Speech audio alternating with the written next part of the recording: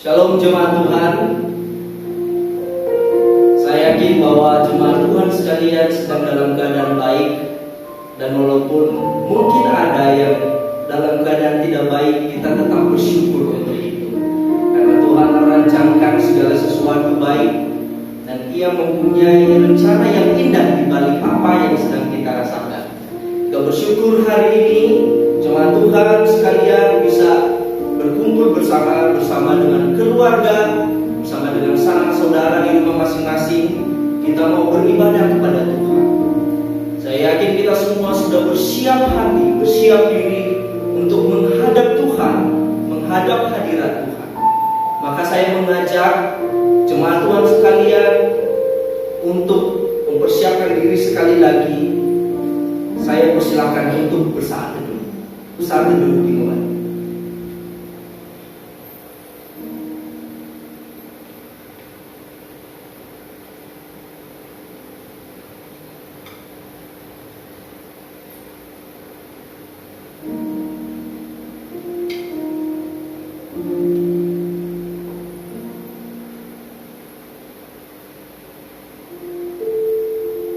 Amin. Limpah rahmat Tuhan, besar kasih setia Tuhan sudah Ia curahkan dalam hidup kita masing-masing. Apapun yang kita rasakan, apapun yang kita alami, Tuhan sudah menolong dan menjaga serta menuntun kita setia. Sekarang kita melangkah menuju kehadiran Tuhan. Kita mau menghadap Tuhan. Dan saya mengajak jemaat sekalian yang ada di rumah untuk menyanyikan pujian Huruf 375. Aku melangkah ke rumah Tuhan. Aku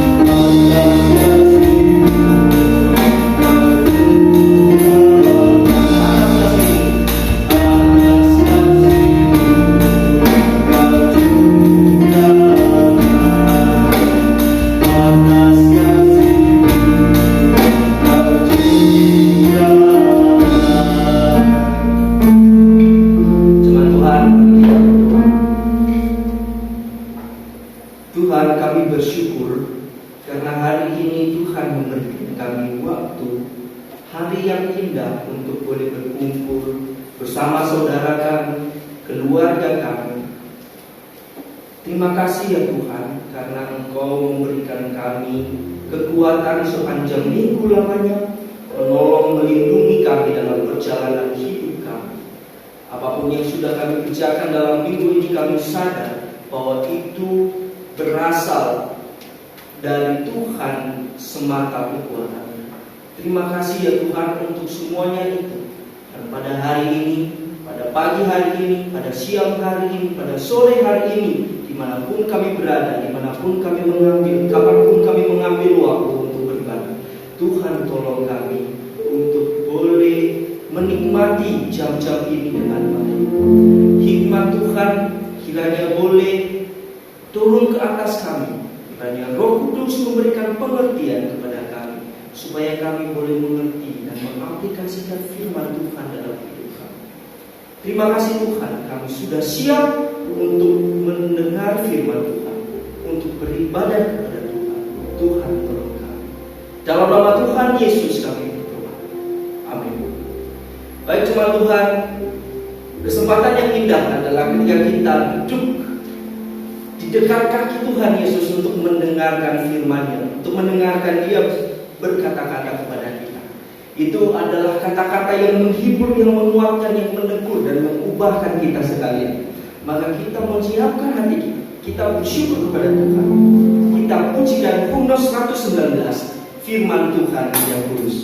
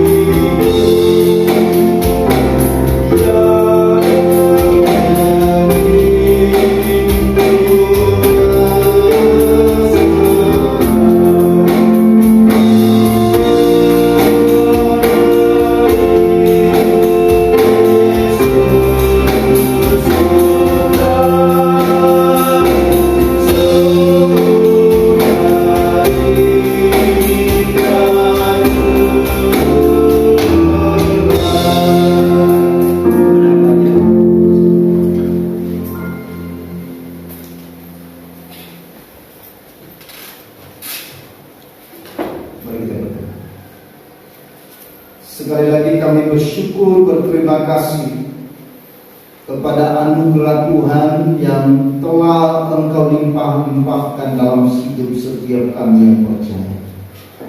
Dan di khusus pada pagi hari ini, kami boleh diberi kesempatan sekali lagi oleh Tuhan boleh mendengarkan suara-Mu. Kami percaya bahwa Tuhan Engkau hadir dimanapun kami berada. Maka kami mohon biarlah firman yang sementara kami dengar saat ini boleh menolong kami, meneguhkan, menguatkan hati setiap kami yang percaya.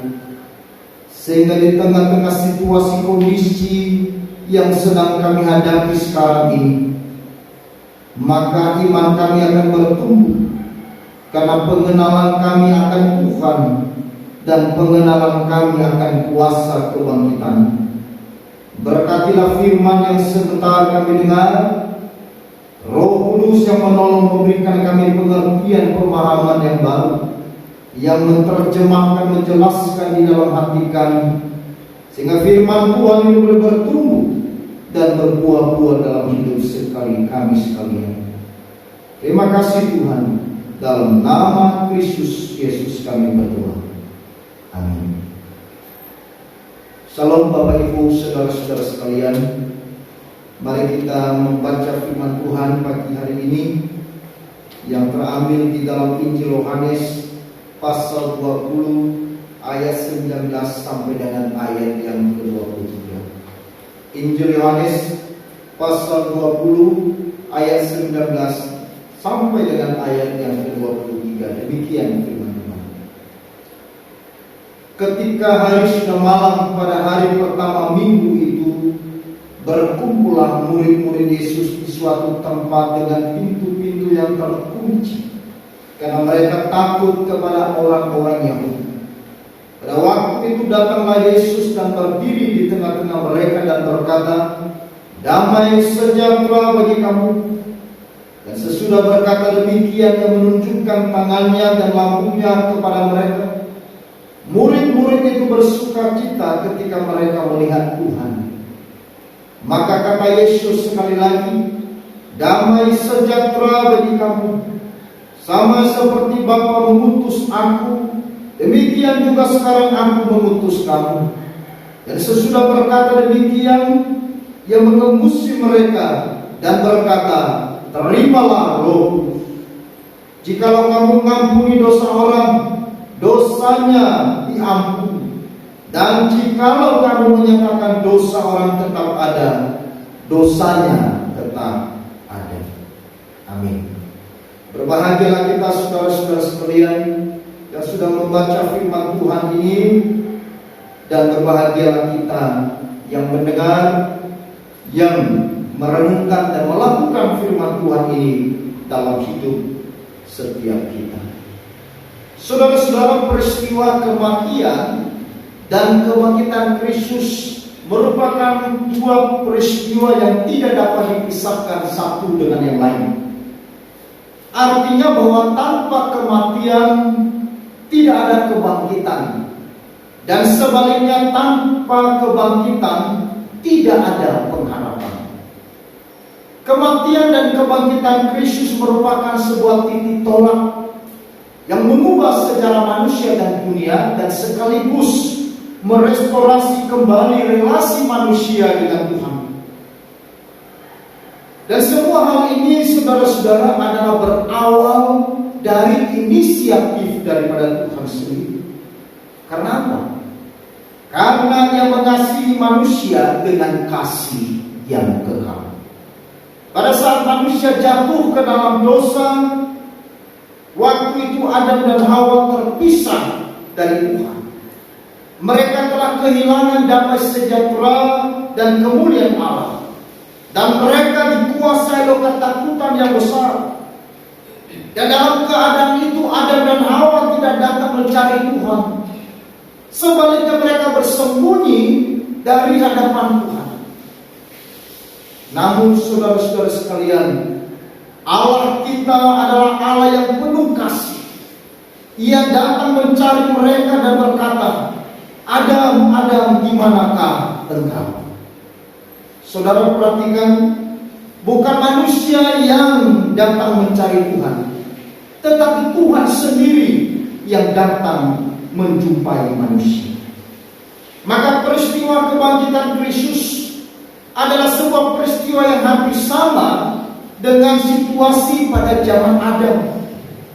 Para murid dan pengikutnya termasuk dengan seorang perempuan yang bernama Maria Magdalena.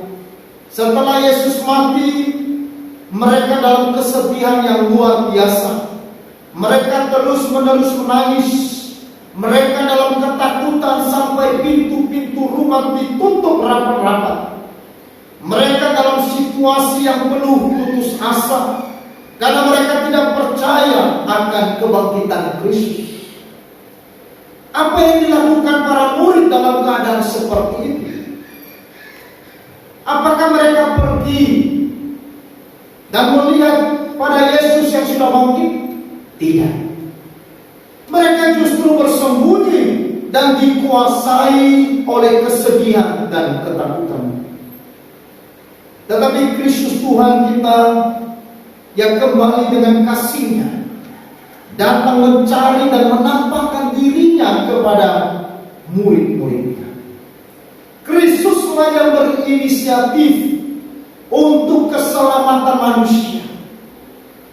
Oleh anugerah Tuhan dan oleh kasih karunia-Nya, manusia boleh menikmati anugerah Tuhan, menikmati keselamatan daripada Tuhan. Itu bukan karena usaha daripada manusia. Bukan manusia yang mencari Tuhan, tapi Tuhan yang mencari manusia. Bukan Tuhan yang memilih, bukan manusia yang memilih Tuhan, tapi Tuhan yang memilih mereka. Dalam ayat 11 sampai dengan ayat yang ke-14, Maria Magdalena yang sedang menangis dan sedih, tetapi Yesus datang hadir baginya. Sehingga di ayat yang ke-18 dikatakan di sana Maria Magdalena pergi dan berkata kepada murid-murid, "Aku telah melihat Tuhan. Aku telah bertemu dengan Tuhan." Saudara-saudara.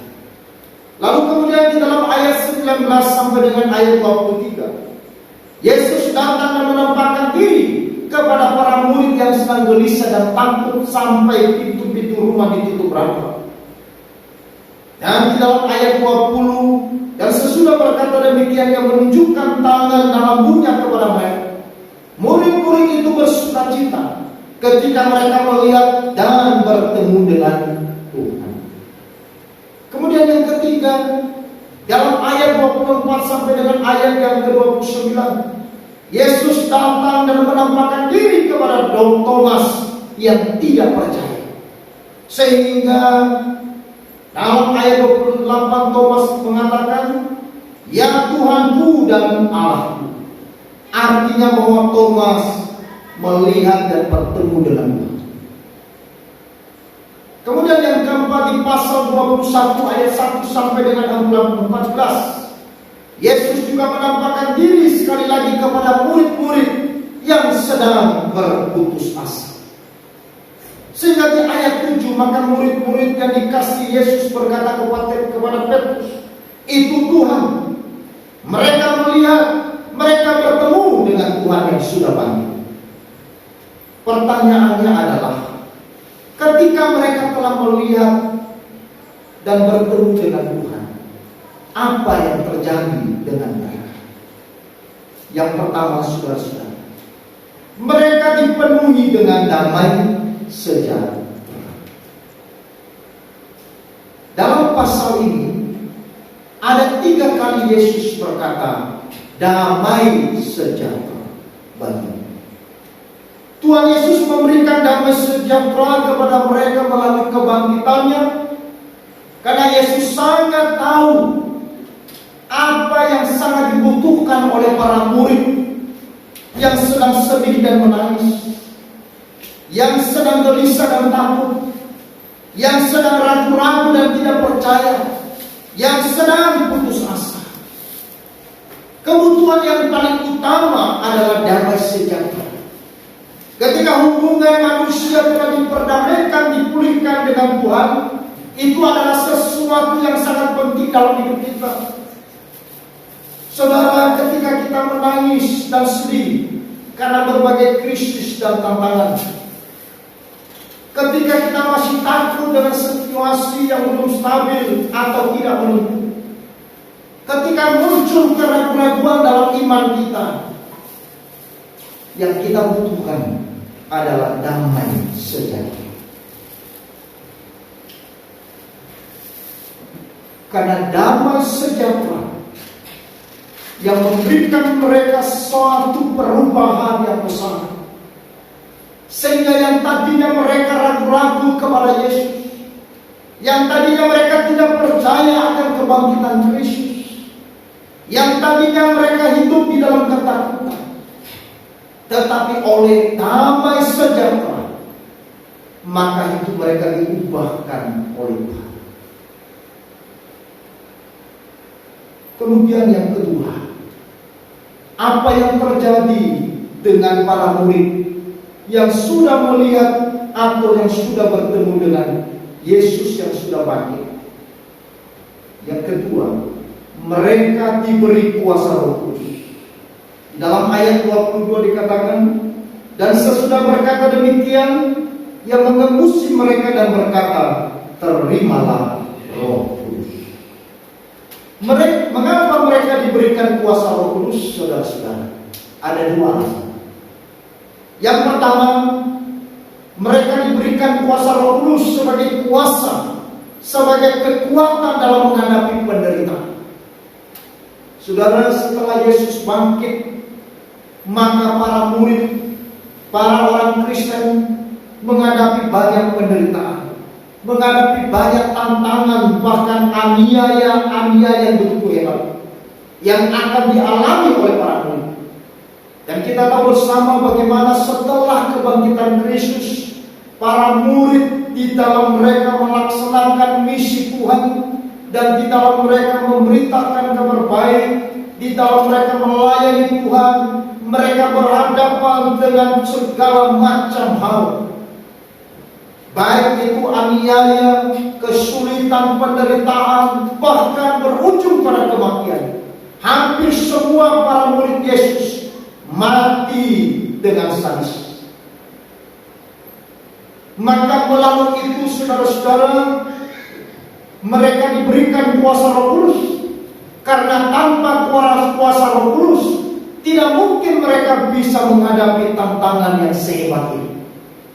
Orang Kristen di dalam hidupnya juga tentu ada tantangan dan kesulitan, ada pergumulan, ada persoalan yang sedang kita hadapi. Tetapi kuasa Roh Kudus yang memampukan kita, sehingga kita punya sukacita, kita punya joy, kita punya kekuatan yang dari dalam, yang dikerjakan oleh Roh Kudus, sehingga kita mampu melewati setiap pergumulan-pergumulan itu dengan baik. Itulah sebabnya Yesus memberikan kepada mereka kuasa Roh Kudus, agar para murid mereka betul-betul kuat, mereka betul-betul tidak menjadi murid yang sebelumnya, seperti sebelumnya, yang takut, yang gelisah dan gentar. Tetapi melalui kuasa Roh Kudus, mereka punya keberanian untuk menghadapi apapun yang ada di dalam pelayanan mereka. Yang kedua, mengapa mereka diberi kuasa Roh Kudus? Yaitu sebagai kuasa untuk perkabaran Injil. Ayat 21. Maka kata Yesus sekali lagi, damai sejahtera bagi kamu, sama seperti Bapa mengutus aku, demikian juga sekarang aku mengutus kamu. Pekabaran Injil, saudara-saudara, adalah tugas yang baru yang harus diemban oleh para murid. Pemberitaan Injil adalah bagian yang harus dilaksanakan oleh gereja dan orang Kristen setelah kebangkitan daripada Tuhan Yesus.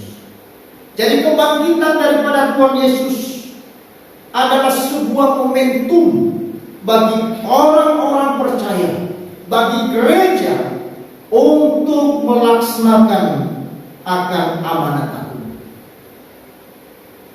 Itulah sebabnya, saudara-saudara, Yesus bangkit dari antara orang lain, supaya setiap kita yang percaya kepada Yesus menjadi orang-orang utusan Allah, diutus untuk menjadi saksi, diutus untuk menjadi pewarta daripada Injil, diutus untuk memberitakan kabar baik kepada dunia. Karena pemberitaan kabar baik, pemberitaan kabar Injil adalah sesuatu yang sangat istimewa. Itu adalah tugas panggilan yang paling besar. Saudara-saudara, pada suatu hari ada seorang yang begitu mengagumi seorang pendeta besar di Amerika, yaitu yang bernama pendeta Bill Graham. Pada saat itu Bill Graham akan berkunjung dan melaksanakan KKR di sebuah kota. Lalu orang ini yang sangat kagum dengan pelayanan pendeta Bill Graham menunggu berjam-jam lamanya. Sampai pada suatu saat pendeta Bill Graham tiba di tempat di mana KKR itu dilaksanakan.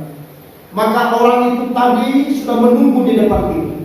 Begitu Bill Graham masuk, saudara-saudara, langsung ia menyalami Bill Graham dan berkata kepada Bill Graham, "Sungguh engkau adalah orang yang besar."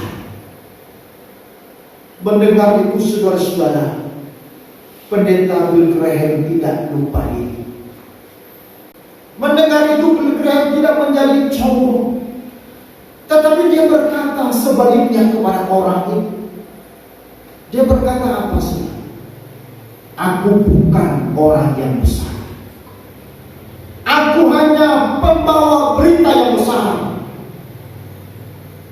Saudara-saudara, Bill Graham menegaskan bahwa pekabaran Injil, berita Injil, itu adalah berita yang besar. Maka ketika kita menjadi bagian di dalam pemberitaan Injil, ketika kita menjadi orang yang diutus Tuhan membawa kabar baik, ingat saudara-saudara bahwa kita sedang membawa berita yang besar. Orang yang membawa berita yang besar, orang yang membawa berita yang agung, dia pasti ada di dalam sukacita. Misalkan saudara-saudara yang dikasihi oleh Tuhan, kalau Presiden Joko Widodo memberikan mandat dan mengutus saudara-saudara untuk menyampaikan beritanya kepada salah satu gubernur di daerah, saudara yang membawa mandat, saudara yang diutus oleh Presiden Joko Widodo, apakah saudara merasa ini adalah sesuatu yang tidak baik? Atau sebaliknya saudara berkata, ini adalah sukacita, ini adalah sebuah kehormatan, ini adalah sebuah kesukacitaan. Mengapa demikian? Karena yang mengutus saudara adalah seorang presiden. Tetapi di sini dikatakan saudara-saudara, yang mengutus saudara dan saya untuk membawa kabar baik bukan presiden, bukan pejabat, bukan siapa-siapa, tetapi yang mengutus adalah Tuhan sendiri. Tuhan yang menciptakan langit dan bumi. Maka ketika saudara dan saya diutus untuk membawa kabar baik, diutus menjadi pekabar Injil, diutus untuk menjadi pewarta Injil dimanapun kita berada, ini adalah sebuah sukacita yang besar. Saudara-saudara perhatikan, pada saat Yesus sudah bangkit dari antara orang mati, waktu itu murid-muridnya diberikan kuasa Roh Kudus untuk melaksanakan tugas pekabaran Injil. Dan waktu murid-murid melaksanakan tugas yang besar ini, bahkan resiko yang jauh lebih besar dari sebelumnya, bahaya, ancaman, penganiayaan yang jauh lebih besar dari sebelumnya. Tetapi saudara-saudara lihat, seluruh para murid Tuhan, bahkan orang-orang Kristen di gereja mula-mula, mereka sangat bersukacita tentang hal ini. Kenapa mereka bersukacita tentang hal ini? Karena mereka berbahagia, karena yang mengutus mereka adalah Tuhan. Dan mereka membawa bukan berita yang biasa, tetapi yang mereka bawa adalah berita yang besar, berita kabar baik, berita penyelamatan kepada semua manusia yang berdosa. Saudara-saudara yang dikasihi oleh Tuhan, kebangkitan Kristus telah terjadi 2000 tahun lebih yang lalu. Tetapi saudara-saudara, gereja harus terus melaksanakan misi.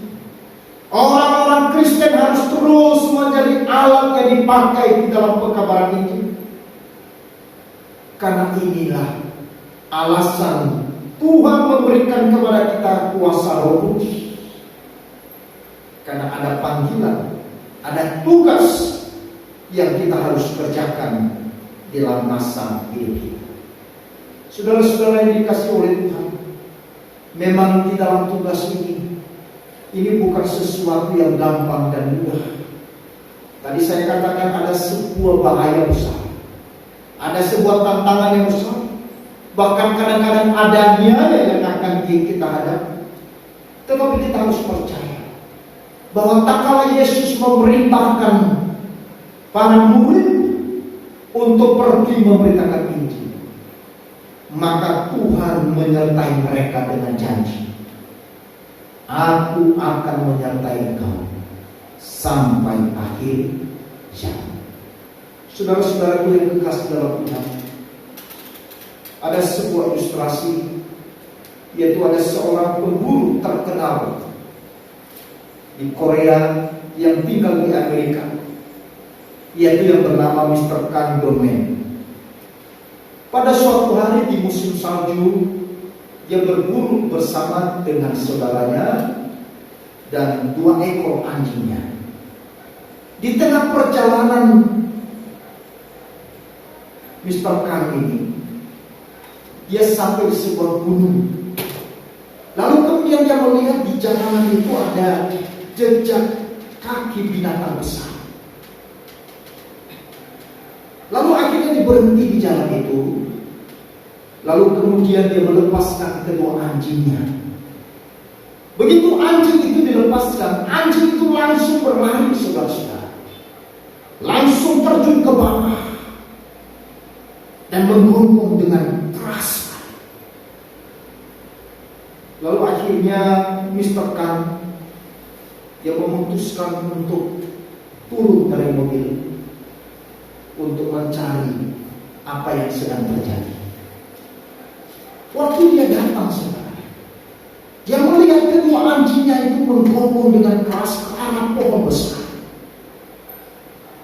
Dan yang menakutkan sekali, saudara-saudara, yaitu tak kala Mr. Kang ini melihat pohon itu, dia melihat di atas pohon ada seekor harimau besar yang sedang menatap dia. Spontan waktu itu jantungnya hampir saja berhenti karena ketakutan melihat harimau yang besar.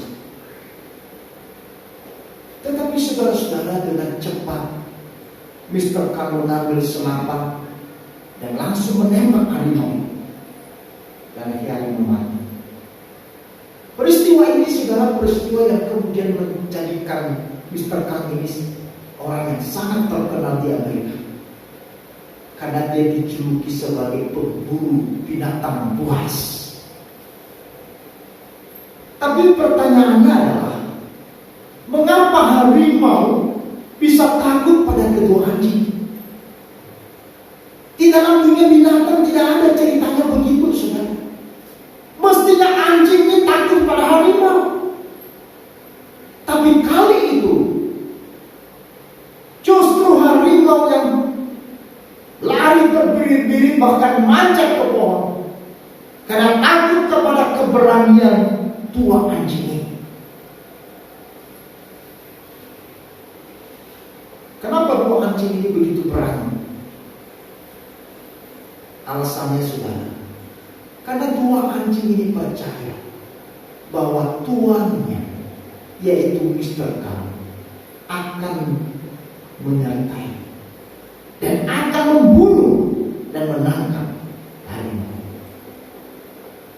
Saudara, secara manusia kita hidup di dunia ini banyak hal yang menakutkan diri kita.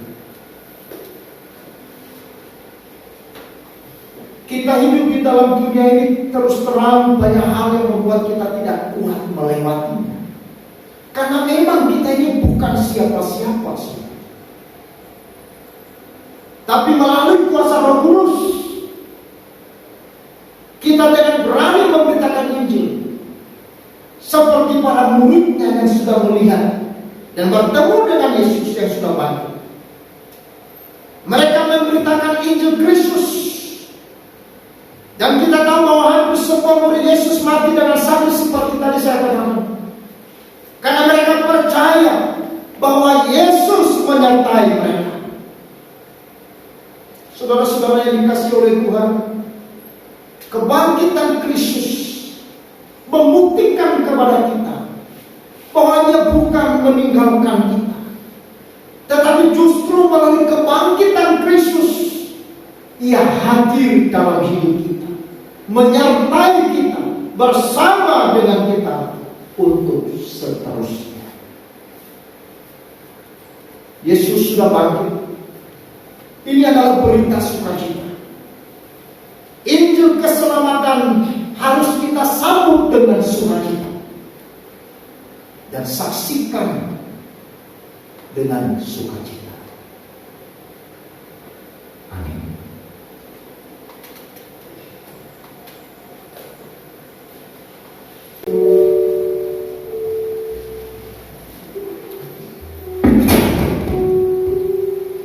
Jemaat Tuhan, kita bersyukur untuk firman Tuhan yang kita boleh dengarkan pada hari ini.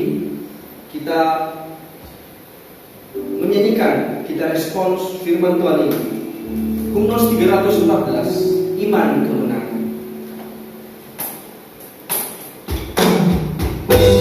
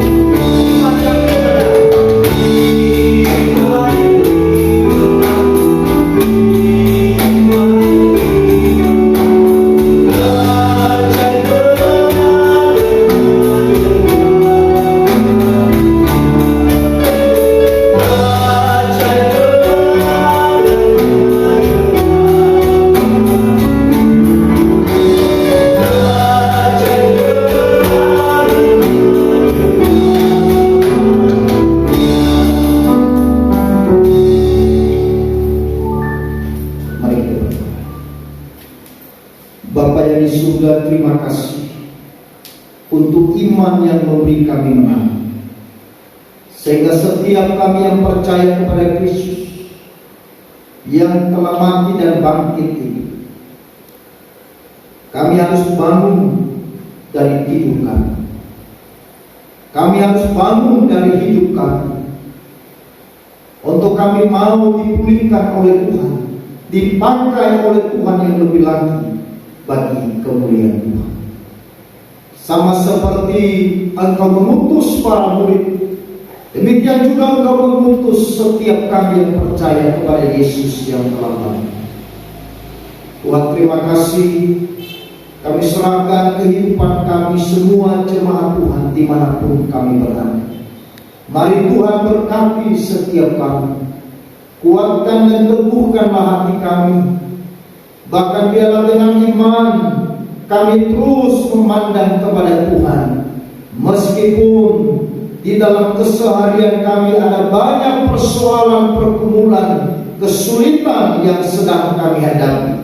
Tetapi kami percaya bahwa Tuhan telah memberikan kami damai sejahtera dan telah memberikan kami kuasa dari Roh Kudus, sehingga melalui itu kami boleh melaksanakan apa yang menjadi panggilan dan apa yang menjadi tugas kami sebagai anak-anak Tuhan.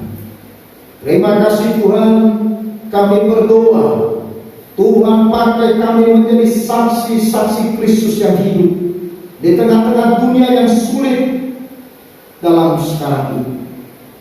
Bapa di surga, berkati dan pakai gereja-gereja Tuhan dimanapun berada, untuk menjadi terang dan menjadi garam di tengah-tengah dunia sekarang ini. Bapa di surga, terima kasih. Kami mau serahkan seluruh kehidupan kami, teristimewa firman yang kami telah dengar saat ini, biarlah sungguh termeteraikan di dalam hati kami, sehingga tidak saja kami mendengar dengan baik, tetapi kami boleh menjadi pelaku-pelaku di dalam firman Tuhan yang hidup. Terima kasih Tuhan.